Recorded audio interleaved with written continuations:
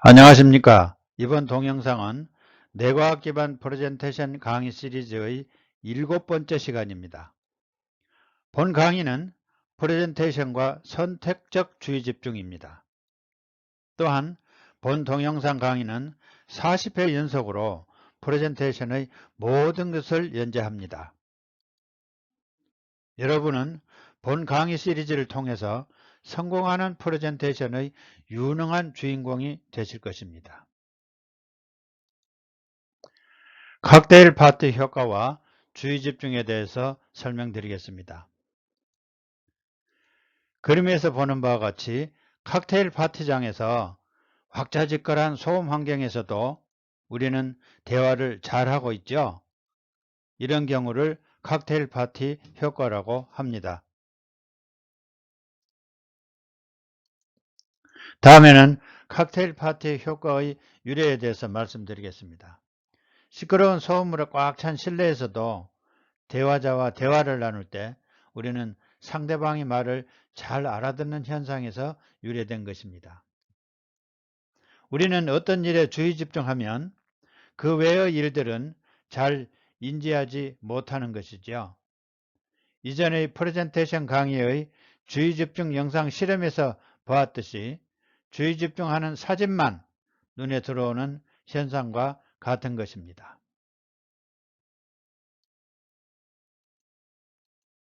칵테일 파티 효과의 원인에 대해서 말씀드리겠습니다. 뇌의 선택적 지각 기능 때문이죠.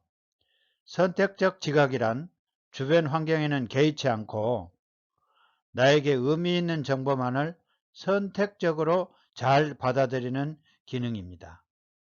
왜냐하면 뇌의 정보 처리 용량에 한계가 있기 때문이죠. 소음이 가득 찬 칵테일 파티장에서 내 귀에 잘 들리는 소리는 어떤 소리일까요? 첫째는 내가 잘 아는 말입니다. 예를 들면 외국인들로 시끄러운 국제회의장에서 멀리서 하는 한국말 소리입니다. 또 내가 관심을 갖는 소리이죠.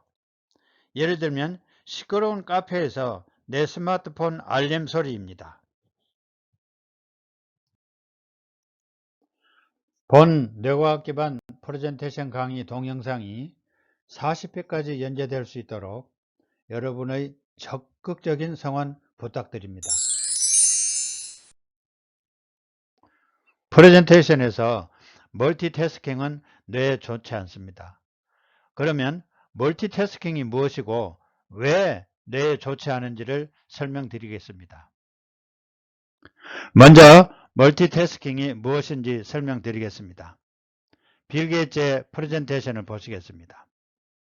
빌 게이츠는 프레젠테이션을 할 때 슬라이드 화면 하나를 스크린에 먼저 비추게 됩니다.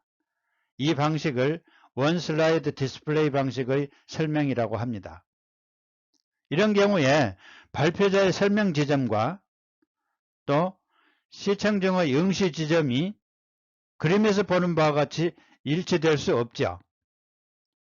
왜냐하면 눈으로 텍스트를 보는 속도가 말하는 속도보다 4배 이상 빠르기 때문이죠.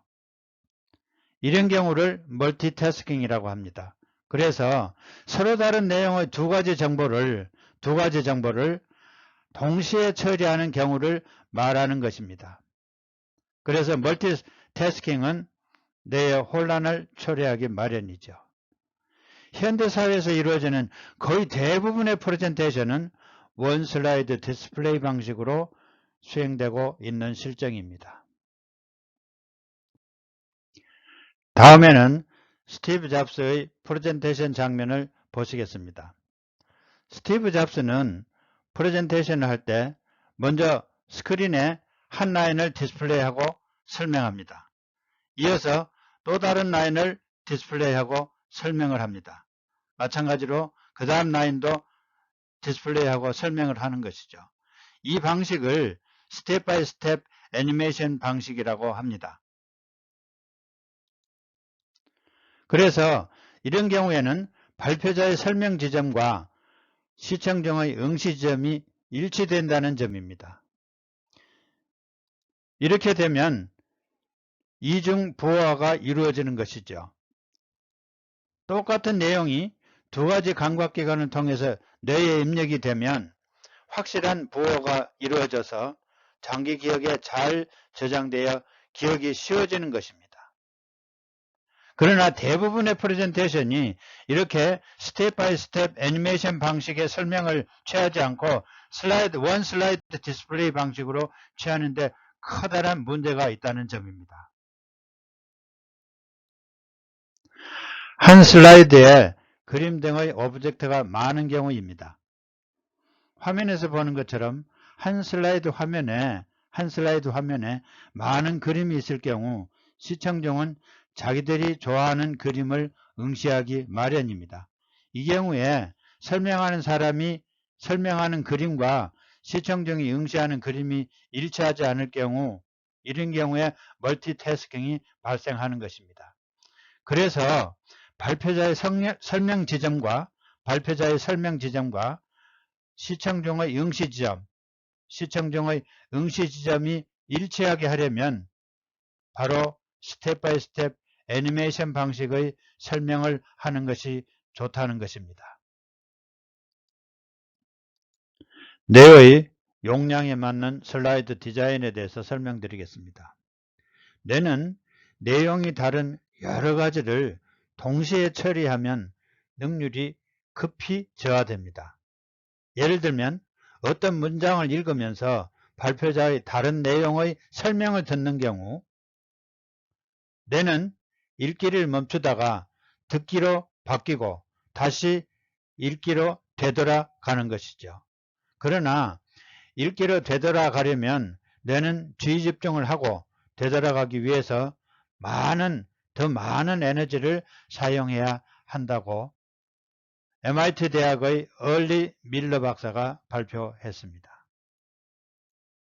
내가 한 가지 일에서 다른 일로 빠른 전환을 반복하면 어느 하나도 제대로 수행이 불가능하게 되는 것입니다. 그래서 시청 중은 집중력을 잃게 되고 메시지의 핵심을 놓치기 쉬운 것입니다.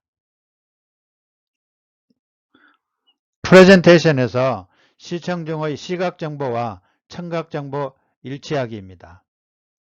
먼저 슬라이드 콘텐츠의 단순화입니다. 텍스트에서 키워드 중심으로 간략하게 작성을 해야 합니다.